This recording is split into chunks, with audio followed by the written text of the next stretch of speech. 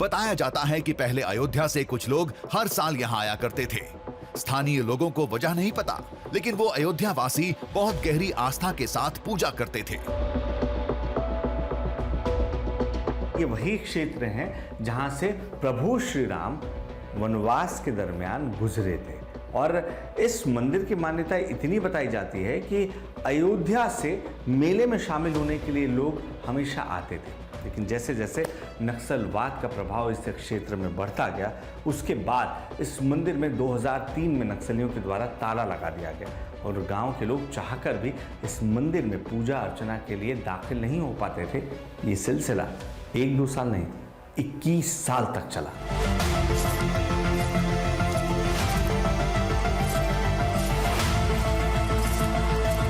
कुछ रहस्य तो कुछ अनजानी आस्था, इन सब ने इस राम मंदिर को खास बना दिया।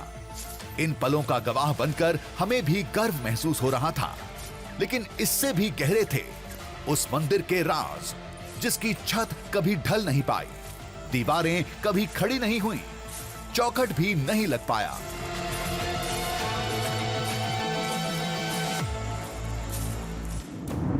अगला पड़ाव था छत्तीसगढ़ में केरला पेंदा से 95 किलोमीटर दूर इंजेराम।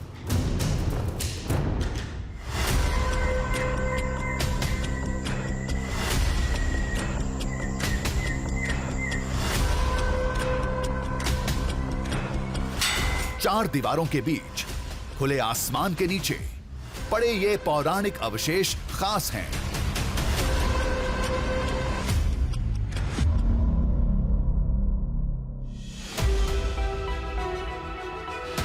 ये जमीन पिछले कई सालों से ऐसे अवशेष उगल रही है।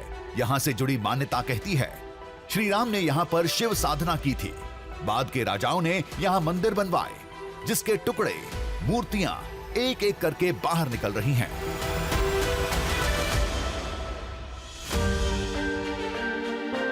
देख रहे हैं आप, यहाँ श्री राम और माँ सीता का वनवासी रूप दिखाया गया है और ये काफी हद तक उस वेशभूषा में आपको नजर आता है जैसा बस्तर के मूल निवासी आपको नजर आते हैं। और ये जो चबूतरा है बाजू में, इस पर माना जाता है कि श्री राम ने बैठकर भगवान शंकर की आराधना की थी।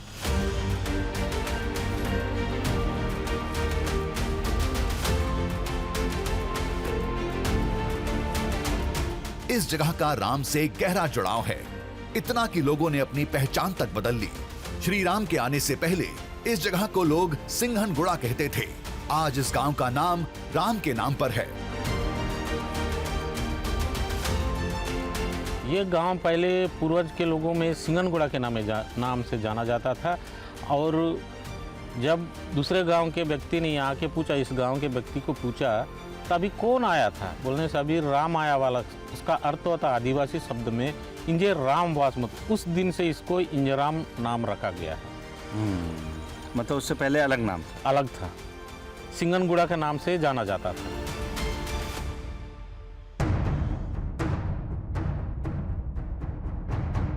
इस जुड़ाव की वजह है चार दीवारी के बीच बिखरे ये अवशेष। माना जाता है कि राम ने इसी जगह बैठकर शिव साधना की थी। आज लोग यहाँ मंदिर बनाना चाहते हैं, लेकिन लाख कोशिश के बावजूद ये काम अंजाम तक नहीं पहुंच रहा। जब भी कोशिश की जाती है, मजदूर बीमार पड़ जाते हैं, काम अधूरा रह जाता है।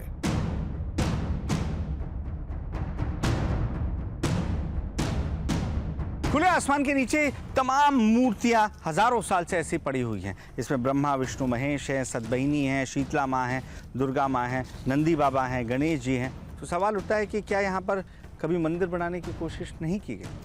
लेकिन जवाब है ऐसा नहीं है। पहले, आज से तकरीबन 30 साल पहले इस स्थान पर मंदिर बनाने की कोशिश की गई थी और जहाँ पर ये मूर्तियाँ हैं इसके आसपास से ही एक दायरा खींचने की कोशिश की गई, लेकिन उसका फल ये हुआ कि जो मजदूर हैं वो बीमार हो गए, जिसके बाद से लोगों के मन में एक डर बैठ गया और उसके बाद से यहाँ इस हिस्से में जहाँ मूर्तियाँ स्थापित हैं इसके आसपास कोई भी दीवार खड़ी करने की कोशिश नहीं की गई।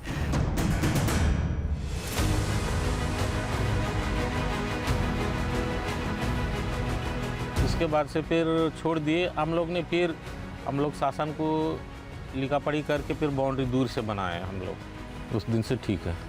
अच्छा, दूर से बनाने पे ठीक है। ठीक है। अब हम लोग शासन से भी ये विनती करते हैं कि बगल में मंदिर बन जाए।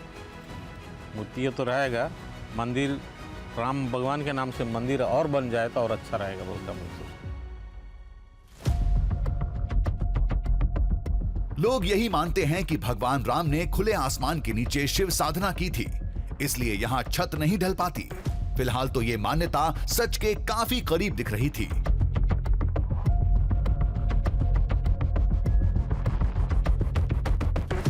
हैरत की बात यह है कि ये सब अद्भुत कहानियां अभी तक बाहरी दुनिया के लिए अनसुनी थीं।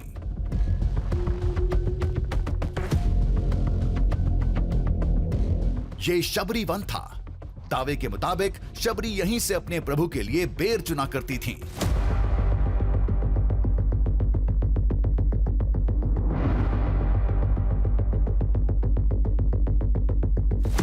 शबरी भी आदिवासी थीं और आज भी ये धरती आदिवासियों की है।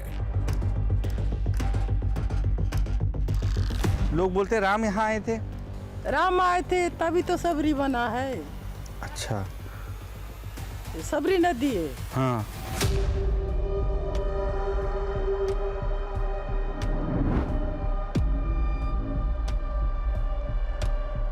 राम को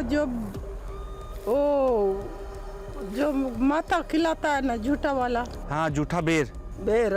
हाँ। राम को। हाँ। लक्ष्मण को नहीं खाता है। हाँ हाँ हाँ। तो वो शबरी ने यहाँ खिलाया था। हाँ, खिलाया था सबरी वाला। हाँ। अच्छा, तो ये नदी उसी माँ के नाम पे है, शबरी के। हाँ, सबरी उसी के नाम पर है। हाँ, यही रहती थी वो। यही इधर से पार होके जा रहे थे। हाँ। बोलते हैं पार होके जा रहे थे।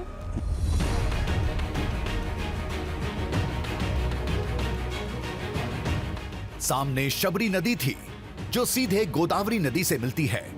वही गोदावरी नदी जो रामायण काल में भी थी।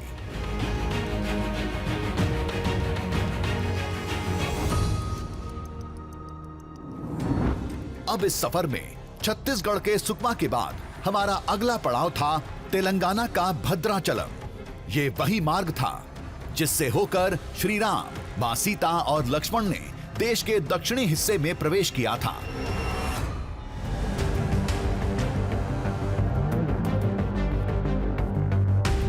तेलंगाना के भद्राचलम में कदम रखते ही हमारा रुख उस जगह की ओर था जहां सीता हरण से पहले श्री राम और सीता कुछ दिन साथ रहे थे।